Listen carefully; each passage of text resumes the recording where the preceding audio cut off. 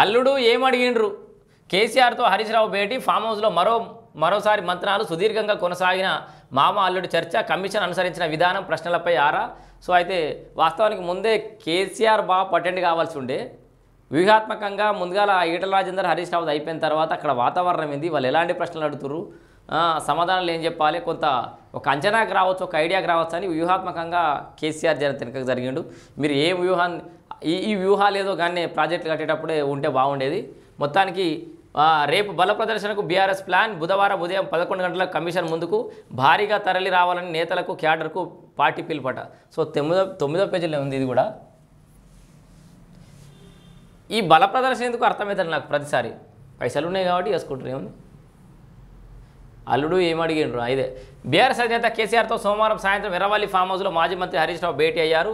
So ఆయన విచారణ అయిపోగానే కేసీఆర్ దగ్గరికి వెళ్ళినట్టు సుదీర్ఘంగా చర్చించారు. కాళేశ్వరం కమిషన్ విచారణ తీరుతెన్నులు, చైర్మన్ పీసీ ఘోష్ అడిగిన ప్రశ్నలను వివరించారు. ఏ అంశాలను ఎలా అడిగారు, కమిషన్ చైర్మన్ అనుసరించిన విధానం, ప్రశ్నలు అడిగిన తీరును హరీష్ రావు వివరించారు.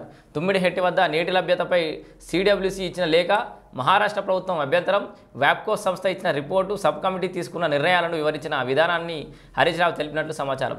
కమిషన్ విచారణ సమయంలో అనుసరించిన విధానం, ఓపెన్ విచారణ అంశాలపై క్లుప్తంగా వివరించారు. కాళేశ్వరం సమయంలో అధికారులు చెప్పిన అంశాల సైతం కమిషన్కు తెలిసినట్లు తెలిసింది. మొత్తానికి బాపు ఆ విచారణ పోయేటప్పుడు అయితే జర మంచిగా నేను ఏం మాట్లాడుతున్నాను మీకు తెలుసు కదా, చెప్పురు సమాధానం చెప్పురు. నువ్వు ఎంత లేదన్నా బాపువే చెప్తున్నావు అట్లా.